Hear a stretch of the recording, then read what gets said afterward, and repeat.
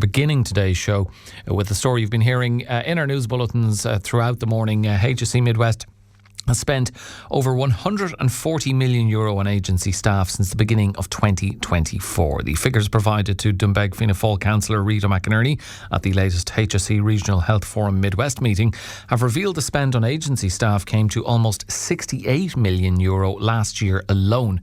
HSE Mid West says agency staff are used to provide rapid staffing solutions during crises or unexpected surges in demand, as well as when permanent staff are unavailable due to illness, leave or vacancies. However, concerns have been raised about the long-term sustainability of such spending, with calls for greater investment in direct recruitment and permanent staffing solutions. And Clare FM's Sean Lyons has been speaking about all this with Councillor Rita McInerney. Well, I suppose there's just some clarity in relation to the levels of spending on agency staffing and how we can address it. I suppose what concerns me is the agency spending continues to rise year on year.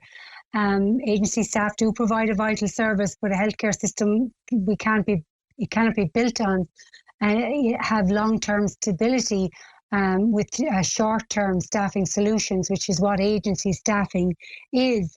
As you said, the spend has increased from 56 million in 2024 to 68 million last year, and we're on track this year with the levels that we're seeing, it could reach 80 million for 2026. So it's pointing to an increased reliance on agency staffing. Certainly there seems to be, and I suppose it has to, agency staff do provide a valuable service, but what it's about is continuity of care for patients and also staff morale, in terms of the team they have working around them, in terms of consistency, and also ensuring that the system is stable and sustainable into the future. And the question is, well, why are many healthcare professionals choosing agency work over permanent employment? So we have seen that there are more roles, coming on board. The embargoes have been lifted and to ensure, and look, there is a huge staffing drive among the HSE to bring staff in, but I suppose it's to address, well, is it to do with paying conditions, or what are the reasons why people are choosing staffing by agency over working permanently? And we've heard about those challenges in recent years. The HSE did give you a response when you asked about what efforts are being made to retain staff and to recruit directly. And among the actions they say they're taking are the expansion of direct recruitment campaigns, increased international recruitment, engagement with graduate and intern programmes, promotion of flexible working and work-life balance, and a number of others. Did you come out of that meeting, Rita, thinking, OK, the HSE are taking this seriously and they acknowledge the problem and they're working to address it? Certainly, time will tell as to whether the measures that are being introduced are very welcome, but they have to be monitored closely in order to ensure that they produce significant results. Like, our healthcare workers are the backbone of the service, and we have staff that are internationally recognised, and maybe that's our downfall in some ways, in that when they go abroad they're offered permanent long-term positions abroad. So we have to look at the pay and conditions for our members of staff here as to what's attracting them to, not just, people go away for the experience and they bring back valuable experience as well, but how to attract them back into something that recognises the skills they've gained abroad, and that they have similar working conditions and work-life balance in Ireland when they return. So we need to look closely at that as well, in terms of attracting them back, but also encouraging them to stay at the start in the first place. And it stands to reason that it should make for a more robust, reliable health system if you have those roles fully staffed, if you have all those positions filled in the health service, and there isn't that need to seek outside help from agencies. Certainly, I mean it is critical. You'll always need agency staff, but it's the growth in that dependence is what's concerning, and how we put conditions in place that convert, and they've spoken about that, how we convert agency staff into permanent staff where they have in the role. They've maybe done agency in a particular hospital or a particular role over and over, and then how you look at converting them into long-term permanent staff as well. So that is all part of the work that's ongoing, and that's certainly welcomed, but it's something that needs to show results if we're to have a healthcare that is reliable, and that the staff morale is met, and that patients have continuity of care. And that was the Doonbeg Fianna Fáil Councillor Rita McInerney speaking with Clare FM's Sean Lyons. For more on this, I'm joined on the line by John Wall, the chairman of the HSE Mid West's Patient and Service User Council. John, good morning to you. Adam, a very good morning to you and your listeners. What do you make of this particular story? And from a patient perspective, what are the implications of such heavy reliance on agency staff? Okay, I'm not surprised in the first instance. And secondly, from a patient perspective, for me, safety. Patient safety is paramount, and it comes at a price. And there are so many factors that feed into the over-reliance on agency staff, and not just for the Midwest. When I was delving through the figures in this, and this, for me, it's not something just as surfaced over the last few days. This is something that's been ongoing for many, many years, and I suppose I've been in my role as council member and advocate, etc., trying to understand why, the whats and the whys. Why have we got to where we are now? And there's an over-reliance on agency staff, but when you delve through it, we're not actually the worst. And the point being that it's a national problem. The Dublin South East, Dublin Midlands and the South West have been told by the HSE management to curb spending using employment controls and basically greater oversight on spending, because they're far worse than we are. Now, when you put things in context, we have one Model 4 hospital in the region. Every other region has a combination of Model 3 and Model 4s. So, for example, the spending is approximately to date in 2026 on agency staff. I think it's about just over 6 million for UHL. But that's one single hospital. Other regions have multiple Model 3 and Model 4 hospitals in the regions, all with spending deficits on agency staff. And when you add them all up per region, we're actually, I won't say we're in a good place, because any reliance on agency staff puts severe pressures on the system. Add that to the fact that the budgetary allocation, the annual budgetary allocation for HSE Mid West is circa €1.55 billion. However, there's a deficit of about 60 to 70 million before we even start the financial year. So that gives you an idea of the level of the issues that exist to try and curb the expenditure, to try and balance the books, as it were. And in the conversations in Councillor McInerney's piece that I listened to there's not one mention of the Department of Health. Now, whether we like to admit it or not, the Department of Health control the purse strings.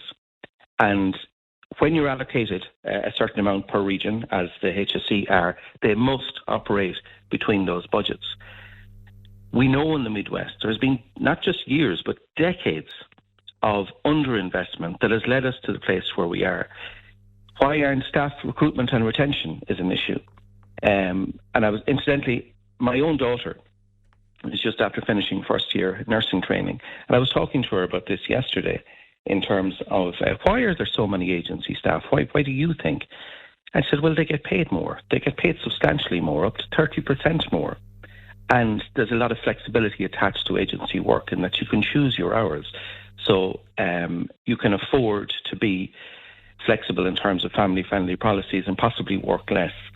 And you choose where you work. So why wouldn't you? So the terms and conditions attached to public sector employment in the HSE are such that they're not attractive. So that recruitment and retention will always be an issue. And, what can the department, what can the HSE do to address that, to encourage people to come in and not go down the agency route? Because, I take the points you're making, John, about how we compare to other regions and, also that it's the Department of Health who decide the budget. But as Rita pointed out, agency spending continues to rise year on year. It's not getting any better. It's not, but it's what the HSE and the Department of Health can do. It cannot be done in isolation. The budgets are allocated by the Department of Health. Terms and conditions of employment are signed off on by the Department and Government and Leinster House. So unless the two work hand in hand, unless there's a greater understanding of how the problems can be resolved, it goes, take accommodation. Years and years ago, there were nurses were provided accommodation. It worked. I have many friends that are nurses and have been in the system for the vast majority of their careers. And when they started off, they were provided with accommodation. Should we look at something like that? It worked then. Will it work now? We're looking at looking to attract people into the region, into a Model 4 hospital that has significant overcrowding, significant staff burnout.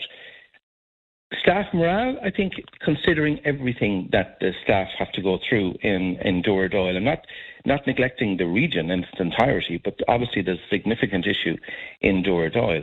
Considering all the issues that exist, the staff are doing amazingly well to keep morale where it is. And we must, at every juncture, acknowledge everything that the staff do, because without them, this would be significantly worse. But why would new graduates want to work, for example, on the Doyle campus, when they have opportunities to work elsewhere, abroad, and perhaps in less busy scenarios, and via agency work that pays substantially more?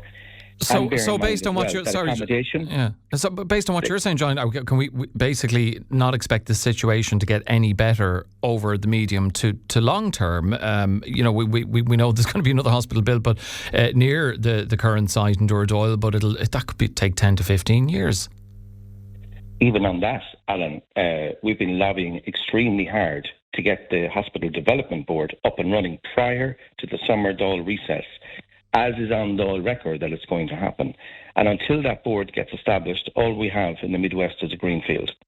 But cows out to it. It means absolutely nothing at the moment without a development board established. And if we want to address the problems in terms of the expenditure and agency staff and a lot more problems besides, we need to start investing for the future. Buying a field is one thing, but building on it is quite another. Investing in the region, and it's not just about Doyle, it's about acute and community services. There's a significant overspend in community services as well via agency staff. Section 38, it's a systemic problem right across each health region, and in order for it to be addressed, it must be addressed from the top down. And that's not Anne O'Connor from the HSE. That's literally Kildare Street. It's government buildings. And in conjunction then with the HSE, addressing the issues that exist in every single region and in every single hospital in the country. And whilst we pick a figure of 140 odd million for the Midwest, and bear in mind that's for the Midwest, it's not just Limerick, it's to be expected. There's absolutely no surprise. And even, when we get to the end of the year, I think people will be surprised then, because there's only one way this figure is going, but overriding it all is patient safety. In order to provide a service, staff must be provided. And if you can't source the staff through the normal channels in terms of recruitment and retention, they must be sourced somewhere, otherwise the service is not provided. And most regions are starting off from a significant deficit, most especially the Midwest. So we're running to stand still before we even start. It's run like a business, not a public service. Now, I understand with the levels of public expenditure that we're discussing here, it's taxpayers' money, it's massive, and the budget overruns in each region are massive. But ultimately, at the end of the day, it's a public service. And what cost do you put on providing a fit-for-purpose public service, and not just providing staff? I go back to that word accommodation again. Where's new staff going to stay? And the cost attached to sourcing accommodation when they do get it. It's a significant problem across the country. It's massive. There are certain outlying areas, yes, where it's easier to get accommodation. But in the larger urban areas where a lot of the Model 3 and Model 4 hospitals are, accommodation cannot be got. So jobs can be provided, but people will not take them unless they can get accommodation. Then you're back to the agency staff. So it sounds like we're stuck in this situation for an as yet undetermined period of time. You know, I believe we are, but yeah. I think it will take a lot of effort by a lot of government agencies working together, and that includes HSE senior management. By the way, it's not just a political problem, but unless we work together on this, it's not a question of simply allocating budgets to each region and you must operate then within your budgets. And then if you don't, it makes headlines and everyone points the finger at HSE senior management. They're allocated budgets. Anything over and above which they're allocated, literally it's the begging bowl back to senior management in the HSE, who subsequently then have to go to the department and justify more, and then it makes headlines. And it's a vicious circle every single year. The numbers have been increasing year on year on year. It's getting worse and worse and worse. And like Councillor McInerney is a member of the Regional Health Forum. I think we need a National Health Forum comprising the political leadership, senior department officials, Department of Health, senior HSE officials, certain advocacy groups, etc. And they need to work together on this. It's not a question of working in isolation, identifying the problems and then saying, well, it's someone else's issue to resolve it. We can only resolve this by collectively working together and to understand that mechanism and the very complex relationship that exists between the HSE and their paymaster, the Department of Health. It's a very, very complex relationship.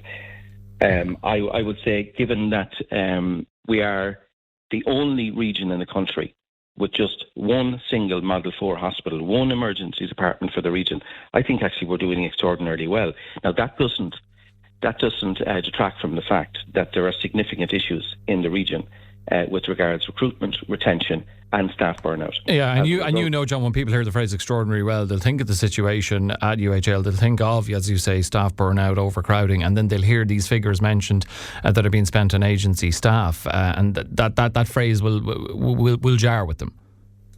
And of course it will. But what price do you put on patient safety? What do you do when you, as I said to you already, there's a 1.55 billion allocated to the Mid West, and there are approximately 60 to 70 million of an overrun before we even start, and that has to be addressed. So, you know, management have both their hands tied behind their back, and so before they even start, they're looking to cull. They have no choice. They're told by Anne O'Connor, she's the CEO, that you have to operate within the budgetary allocation. And then something has to give, but patient safety cannot give. So where do you go? You must go to agency staff. Gaps have to be filled. There's been recruitment issues for many years in terms of the recruitment ban that was in force, and that some would argue partially is in force. And, how do you fill gaps that you aren't allowed to fill? Okay, well, there's a serious job of work ahead by the sounds of it, in order to ensure that we don't see the kind of figures spent on agency staff that are highlighted in these figures provided to Councillor McInerney. But I suspect we'll be seeing those for some time to come, given what you have laid out, what needs to be done. John, thank you for joining us on this morning. Thanks, Alan. Thank you. That's John Wall, the chairman of HSE Mid West Patient and Service User Council. Would love to hear your thoughts on this, what you make of the spend on agency staff, but what you make of what Rita and John had to say, particularly with what John Wall was speaking about. It sounds like that these kind of figures, as Rita mentioned, agency spending continues to rise year on year. Are we going to be seeing that trend for some time to come, considering accommodation, the staff burnout, overcrowding at our one Model 4 hospital is an issue, and the fact we only have the one hospital